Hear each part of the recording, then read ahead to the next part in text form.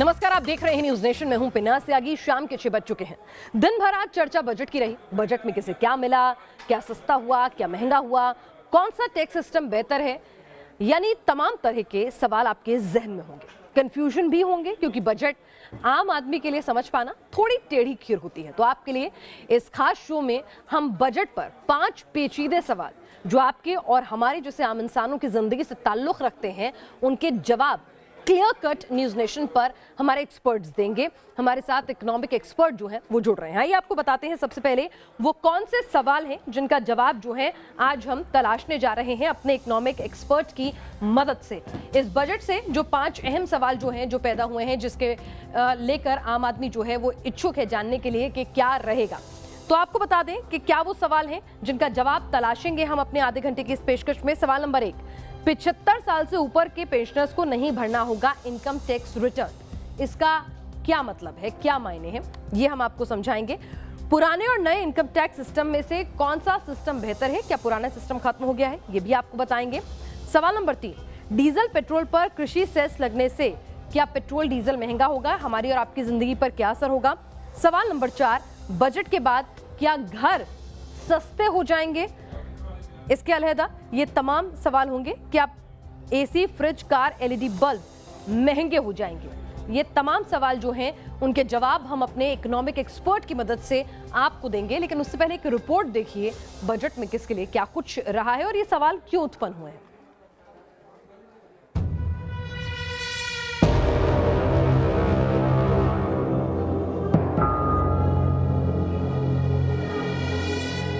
Public sector banks of their stressed assets calls for a measure to clean up the bank books. इसमें यथार्थ का एहसास भी और विकास का विश्वास भी है। To 15% on items like maize, bran, rice bran, oil cakes and animal feed additives. देश का पहला पेपरलेस बजट पेश हो गया। वित्त मंत्री निर्मला सीतारमण ने मोदी सरकार के 2.0 के तीसरे बजट को मेड इन इंडिया टैबलेट से पढ़ा और सांसदों को भी बजट उनके मोबाइल पर मिला। नए दशक के पहले बजट में जहां न्यू इंडिया की छाप दिखाई दी, तो वहीं आत्मनिर्भर भारत का तड़का भी दिखाई दिया। कोरोना काल के बाद आए इस पहले बजट में वो 10 बड़े ऐलान किए गए हैं। सबसे पहले आपको बताते हैं, बजट में सबसे बड़ा ऐलान इनकम टैक्स को लेकर है। कोई बदलाव नहीं है, यानी पहले की तरह ही अब टैक्स देना होगा। दूसरा बड़ा ऐलान बुजुर्ग पेंशनर्स के लिए है। 75 साल से ज्यादा उम्र के लोगों को पेंशन और ब्याज से हुई आमदनी पर अब टैक्स रिटर्न नहीं भरना होगा। हेल्थ सेक्टर का बजट 135% बढ़ा है और पीएम आत्मनिर्भर स्वस्थ भारत योजना की शुरुआत हुई है। बजट में 1.5 लाख युवाओं को नौकरी की बात कही गई है, तो वहीं स्किल डेवलपमेंट के लिए 3000 करोड़ रुपए दिए जाएंगे। किसानों को एमएसपी का 1.5 गुना मूल्य मिलेगा। साथ ही किसानों को 16.5 लाख करोड़ रुपए कर्ज देने की व्यवस्था की जाएगी। अब सभी मजदूर ईएसआई के दायरे में आएंगे। 32 राज्यों में 1 नेशन 1 राशन कार्ड की बात कही गई है। 27 शहरों में मेट्रो का विस्तार किया जाएगा, जबकि छोटे शहरों में मेट्रो, न्यू मेट्रो लाइट जैसी नई परिवहन व्यवस्था शुरू होगी। भारतीय जीवन बीमा निगम यानी LIC के लिए IPO लॉन्च होगा। बीमा कंपनियों में 74% FDI यानी विदेशी निवेश को मंजूरी दी गई है। पूरे देश में 750 एकलव्य मॉडल स्कूल खुलेंगे, तो वहीं लेह में सेंट्रल यूनिवर्सिटी खोली जाएगी। उज्ज्वल योजना में 1 करोड़ नए कनेक्शन मिलेंगे। 3 साल में स्कीम से 100 नए जिले जुड़ेंगे। हमारे वरिष्ठ नागरिक जो 75 वर्ष से अधिक आयु के हैं, उनको जिनका केवल पेंशन ही है और कर अनुपालन का बोझ कम करना चाहती हूँ। जिन वरिष्ठ नागरिकों के पास वेतन और ब्याज से होने वाली आय है, उनके लिए मैं उन्हें आयकर विवरणी दर्ज करने से छूट प्रदान करने का प्रस्ताव करती हूँ। बजट में कई विदेशी सामानों के आयात पर एक्साइज ड्यूटी बढ़ाई गई है, तो आत्मनिर्भर भारत को प्रोत्साहन देने के लिए देश में बड़े सामानों से ड्यूटी कम की गई है। बजट के बाद जिन सामानों की कीमतें बढ़ने वाली हैं, उनमें mobile charger, headphone, solar inverter, जूते, लेदर से बने सामान हैं, जबकि नायलॉन के कपड़े, स्टील के बर्तन, पेंट, पॉलिस्टर के कपड़े, सोना चांदी सस्ता होगा। बजट में पेट्रोल 2.5 रुपए प्रति लीटर और डीजल पर 4 रुपए प्रति लीटर कृषि सेस लगाया गया है। इसे एग्री इंफ्रा डेवलपमेंट सेस का नाम दिया गया है। हालांकि इससे आपकी जेब पर कोई असर नहीं पड़ेगा। वित्त मंत्री ने बजट भाषण में साफ किया है कि सेस लगाने से पेट्रोल और डीजल के दामों में बढ़ोतरी नहीं होगी। अब स्क्रैपिंग पॉलिसी के बेनिफिट्स काफ़ी बड़े हैं और इसके कारण क्या होगा कि हमारी जो अभी वर्ल्ड के सभी ब्रांड्स हमारे देश में प्रेजेंट है, मर्सिडीज से लेकर ऑल बिग मैन्युफैक्चर आ रहे हैं। अब हम लोग electric, ethanol, methanol, biodiesel, bio CNG और हाइड्रोजन फ्यूल सेल को भी इनकरेज कर रहे हैं। बजट पर अपनी पहली प्रतिक्रिया देते हुए पीएम नरेंद्र मोदी ने कहा है कि बजट के दिल में गांव और हमारे किसान हैं। एग्रीकल्चर सेक्टर में किसानों को और आसानी से और ज्यादा ऋण मिल सकेगा। देश की मंडियों को यानी एपीएमसी को और मजबूत करने के लिए, सशक्त करने के लिए एग्रीकल्चर इंफ्रास्ट्रक्चर फंड से मदद का प्रावधान किया गया है। ये सब निर्णय ये दिखाते हैं कि इस बजट के दिल में गांव है, हमारे किसान है। पीएम मोदी ने वित्तीय स्थिरता के साथ तालमेल बैठाते हुए बजट के आकार को बढ़ाने पर टीम सीतारमण को शाबाशी दी। पीएम ने कहा है कि मुश्किल आर्थिक हालात के बावजूद देश की जनता पर कोई भी बोझ नहीं डाला गया है। आज के बजट में आत्मनिर्भरता का विजन भी है और हर नागरिक, हर वर्ग का समावेश भी है। बजट को बाजार ने भी सलामी दी है। सेंसेक्स और निफ्टी में भी शानदार बढ़त रही। सेंसेक्स करीब 2314 अंकों के बढ़त के साथ 48,600 के स्तर पर बंद हुआ। Team news nation. हमारे साथ खास मेहमान जुड़ गए हैं जो इन तमाम सवालों के जवाब देंगे जो जानना आम आदमी चाहता है इस बजट से। प्रोफेसर अखिल स्वामी हैं, अर्थशास्त्री हैं, अरुण जैन जी हैं, से अध्यक्ष हैं एसोचैम से, प्रोफेसर अमन अग्रवाल हैं, अर्थशास्त्री हमारे साथ इस वक्त जुड़े हुए। सबसे पहले सवाल प्रोफेसर अखिल स्वामी जी आपसे है मेरे, जो ये कहा गया है कि 75 साल से अधिक उम्र के लोगों को आईटीआर फाइल नहीं करना होगा।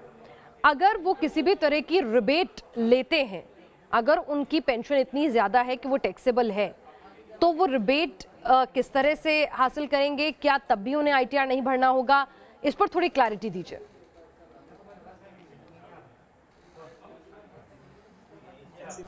नहीं है, मान लीजिए किसी की 3 लाख की इनकम है तो उसको आईटीआर भरने की आवश्यकता नहीं है। दूसरी बात यह है कि जिसकी केवल पेंशन से इनकम है, इंटरेस्ट से इनकम है और उसके अदर सोर्सेज ऑफ इनकम नहीं है, उसको आईटीआर भरने की आवश्यकता इसलिए नहीं है क्योंकि उसको जो सरकार से पेंशन मिलती है वो वैसे ही नॉन सोर्स ऑफ इनकम पे है और सरकार के पास उसके आंकड़े हैं। अगर आपकी टैक्सेबल इनकम है, आप 75 के ऊपर हैं, अगर आप डिडक्शंस लेना चाहते हैं, अगर आपके अदर सोर्स ऑफ इनकम है तो आपको इनकम टैक्स देना होगा।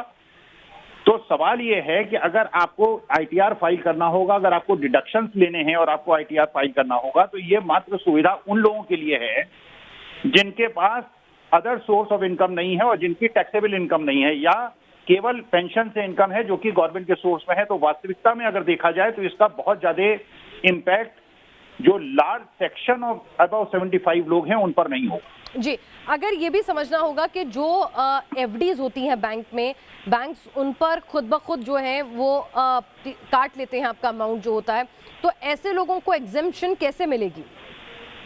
नहीं, देखिए वही वास्तविकता में अगर किसी की टैक्सेबल इनकम नहीं है तो उसको वैसे ही रिटर्न फाइल करने की आवश्यकता नहीं है, चाहे उसकी इनकम कुछ, उसकी एज कुछ भी हो।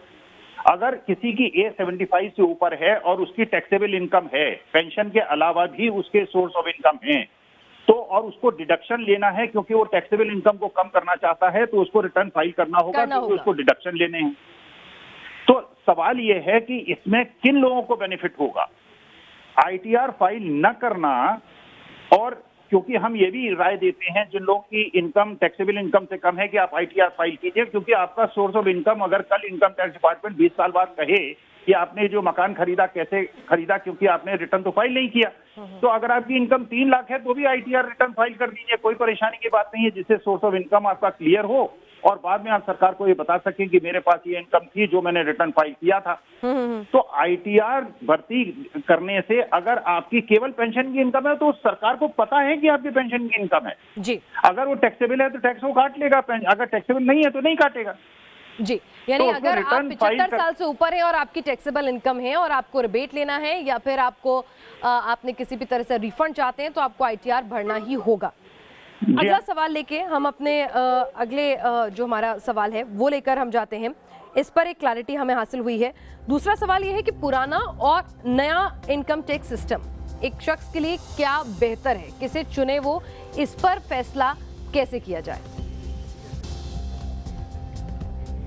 तो एक आदमी को यह कैलकुलेट करना पड़ेगा, अगर आपको डिडक्शंस चाहिए,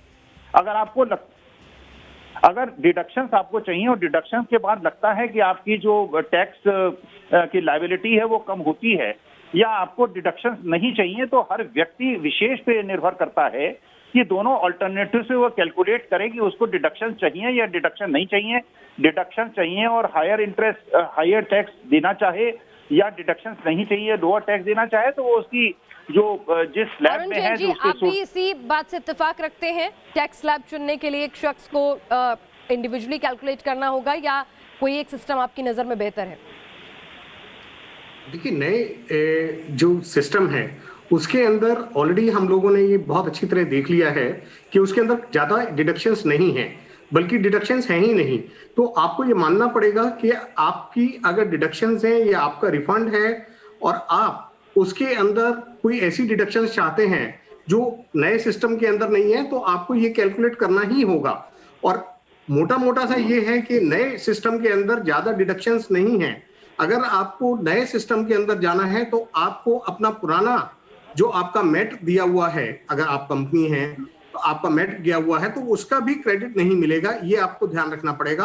आपके कैरी फॉरवर्ड लॉसेज हैं अगर कोई, वो भी कैरी फॉरवर्ड लॉसेज आपके कैरी फॉरवर्ड नहीं होंगे। तो आपको बहुत सोच समझ के नए सिस्टम के अंदर जाना होगा। ऐसा नहीं है कि आप ब्लाइंडली नए सिस्टम के अंदर एकदम अपने आप को जाके और कम रेट ऑफ टैक्स के लालच के अंदर उसको अपना लें, क्योंकि एक बार आपने अगर वो अपना लिया तो आप रिवर्स नहीं कर सकते वो। जी, तो आपको ये देखना होगा, इंडिविजुअली कैलकुलेशंस करनी होंगी। हमारे साथ हमारे खास मेहमान लगातार जुड़े हुए हैं। एक बात ये आई कि कृषि सेस जो है वो पेट्रोल और डीजल पर लगने वाला है। तो अमन जी, प्रोफेसर अमन अग्रवाल हमारे साथ जुड़े हुए हैं। आपसे समझना चाहेंगे कि आम आदमी अब मेंटली प्रिपेयर रहे कि आने वाले दिनों में पेट्रोल डीजल महंगा हो सकता है, या ये फिर उस पर कोई फर्क नहीं पड़ने वाला है आम आदमी पर? ये सरकार ने लगाया जरूर है, लेकिन आम आदमी के लिए पेट्रोल और डीजल के दाम वही रहने वाले हैं। नहीं, देखिए जी, पेट्रोल और डीजल के दाम तो बढ़ेंगे ही। अब ये जो कर लगे हैं और पहले भी बढ़ते आए हैं, जबकि ये जस्टिफाइड नहीं है कि पेट्रोल और डीजल के दाम बढ़ें जहां अंतर्राष्ट्रीय मार्केट में रेट कम है। और ये चीज देखना बहुत जरूरी है कि जो तेल होता है कोई आज हर रोज के माध्यम पे नहीं खरीदा जाता है।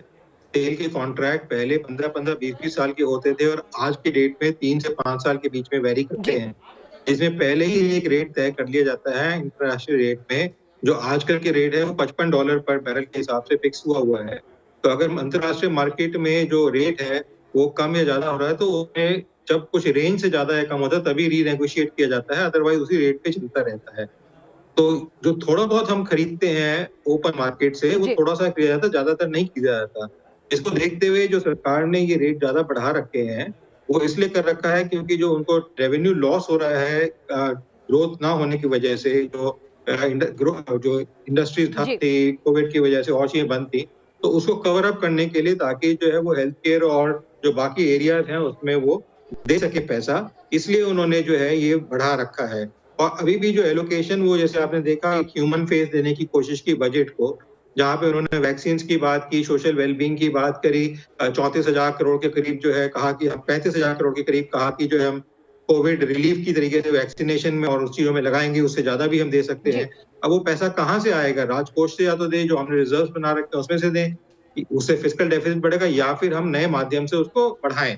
और जो नया माध्यम उनके पास सिर्फ इस समय राज्य सरकारें और केंद्र सरकार के पास है, वो है या तो पेट्रोल या फिर जो शराब है, जो अल्कोहल जिसे हम कहते हैं, बिकॉज ये दो कमोडिटी में सबसे ज्यादा टैक्सेशन लगता है और एकदम से नहीं पता चलता है, बट इसका लॉन्ग टर्म इफेक्ट इन्फ्लेशन के ऊपर देखने को मिलता है। और इसीलिए आप देखेंगे कि जबकि ग्रोथ नहीं थी, करीबन 6% के करीब इन्फ्लेशन इकोनॉमिक सर्वे ने कहा है जो पिछले साल रहा है, वो इसीलिए रहा है कि पेट्रोल के दाम बहुत ज्यादा रहे। आदमी को झेलनी पड़ेगी कृषि सेस लगने के बाद, और जिस तरह का मार्केट का स्ट्रक्चर फिलहाल बना हुआ है, तो पेट्रोल और डीजल आने वाले दिनों में भी महंगे होते रहेंगे। अरुण जैन जी, क्या घर सस्ते होंगे आने वाले दिनों में?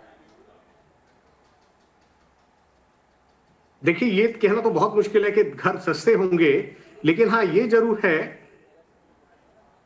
कि आने वाले समय में घर खरीदने के ऊपर जो ब्याज देना पड़ता है आपको, उसकी डिडक्शंस आपको कंटिन्यू रहेगी। उसके अंदर जो इंस्टॉलमेंट जाती है उसके अंदर आपकी छूट 1 साल और बढ़ा दी है। लेकिन ये सिर्फ अफोर्डेबल हाउसिंग के अंदर है। जो नॉर्मल हाउसेज हैं, अफोर्डेबल हाउसिंग की कैटेगरी से अलग, उसके ऊपर ये एलिजिबिलिटी नहीं है। दूसरा मैं आपको बताऊं, ये शायद एक ब्रेकिंग न्यूज भी आप कह सकते हो, अगर आप फाइन प्रिंट्स पढ़ो जो हम लोग पढ़ रहे थे अभी, फाइन प्रिंट्स, किसी भी चैनल ने, किसी भी न्यूज़पेपर ने अभी तक ये अनाउंस नहीं किया है कि एजुकेशन और हेल्थ सेस लग चुका है। 1 करोड़ रुपए से ऊपर की आमदनी वालों के ऊपर स्लैब वाइज 1 करोड़, 2 करोड़, 3 करोड़, 5 करोड़, इस तरीके से आपके नया सेस लग चुका है जो आपके इनकम टैक्स का 15% तक जा सकता है। कंपनियों के लिए और कोऑपरेटिव सोसाइटीज के लिए अलग अलग रेट रखे गए हैं। और आपको एक और बात बताऊं कि ये जो सेस है ये आपके इनकम टैक्स के अलावा है, एडिशनल है। जो हम लोग उम्मीद कर रहे थे कि हेल्थ सेस या कोविड टैक्स लग सकता है, वो लगा है। आप अगर फाइन प्रिंट्स पढ़ेंगे जी बजट के, तो उसके अंदर ये सेस लगा दिया गया है। यानी अभी कि इसका एक अमाउंट और का सेस की खुलासा एंट्री नहीं हो गई हुआ है, है। लेकिन वो सुपर रिच और वेल्दी लेयर के लिए लगा है, अगर हम समझे तो। जी बिल्कुल ठीक कह रहे हैं। उस लेयर के ऊपर ये सेस लग गया है और कुछ सेस आपका आम आदमी के ऊपर लगाने का प्रतिबंध था, लेकिन उसको अभी डिले कर दिया गया है। चलिए, तो आम आदमी को फिलहाल उतना राहत दी गई है। अगर टैक्स जो है स्लैब में अगर कुछ फेरबदल नहीं किए गए हैं तो अतिरिक्त टैक्स भी जो है आम आदमी की बोझ नहीं डाली गई है। हमने ये तमाम सवाल जो जनता से जुड़े हुए थे वो अपने एक्सपर्ट्स के सामने रखे और क्या कुछ जवाब निकल कर आया है इन सब की राय से, जरा ये भी आपको बता देते हैं। तमाम अर्थशास्त्रियों से बातचीत के बाद जिन 5 सवालों के साथ हमने शो शुरू किया था और उसके क्या जवाब निकल कर आ रहे हैं, जरा ये भी जान लीजिए। सबसे पहला सवाल था, क्या 75 साल से अधिक उम्र के पेंशनर्स को नहीं भरना होगा इनकम टैक्स? तो इसका जो जवाब निकल कर आया है वो ये, पेंशन की राशि से टैक्स कटा है, रिटर्न के जरिए ही कटे टैक्स की वापसी होगी। यानी कि अगर अदर इनकम है और रिबेट आप चाहते हैं तो फिर आपको रिटर्न भरना नहीं होगा। अगर आप टैक्सेबल चार्ट में नहीं आते हैं, अदर इनकम्स नहीं है, तो आप ना भी भरें तो चलेगा। पुराने और नए इनकम टैक्स सिस्टम में से कौन सा सिस्टम बेहतर है? इसका जवाब हमारे एक्सपर्ट की नजर में, अगर आपने निवेश किया है तो पुराना सिस्टम बेहतर है। निवेश नहीं है, अगर आप सेविंग्स नहीं करते हैं तो फिर नया सिस्टम आपके लिए बेहतर विकल्प होगा। सवाल नंबर 3, डीजल पेट्रोल पर कृषि सेस लगने से आप पर क्या असर पड़ेगा? कि पेट्रोल और डीजल के दाम भी उसी हिसाब से बढ़ जाएंगे? सेस लगने के बावजूद पेट्रोल डीजल के दामों में बढ़ोतरी नहीं होगी क्योंकि दूसरी जगह रिबेट दे दी गई है, लेकिन जो रोजमर्रा जो ओपन मार्केट में दाम बढ़ते हैं वो रोज की तरह से नए फिगर्स हर 24 घंटे में रिलीज होते रहेंगे। सवाल नंबर 4, बजट के बाद क्या घर सस्ते होंगे? तो आपको बता दें, स्टील पर ड्यूटी कम होने से घर बनाना सस्ता हो सकता है। बिल्डर आपको कितना फायदा देगा ये नहीं पता, लेकिन हाँ, जो अफोर्डेबल हाउसिंग है उसको लेकर जो लोन्स हैं उसमें जरूर कुछ रिबेट्स दी गई हैं। सवाल नंबर 5, क्या AC, fridge, car, LED bulb महंगे हो जाएंगे? तो इसका जवाब भी जान लीजिए। इंपोर्टेड सामान महंगे होंगे, घरेलू उत्पादन को बढ़ावा मिलेगा, यानी कि लोकल जो है उसको आत्मनिर्भर भारत की तरफ ले जाने के लिए जो है ये बजट में जोर दिया गया है। इंपोर्टेड चाहे वो आपके मोबाइल फोन्स हो, चार्जर हो या दूसरे गैजेट्स हो, वो तमाम चीजें महंगी हो जाएंगी। लेकिन अगर आप वोकल फॉर लोकल हैं तो फिर कुछ भी महंगा आपको नजर नहीं आएगा। हमारे साथ ये तमाम एक्सपर्ट पैनल इन तमाम सवालों पर चर्चा करने के लिए शामिल हुआ। आप सभी का बहुत बहुत शुक्रिया और इस खास पेशकश में फिलहाल के लिए इतना ही।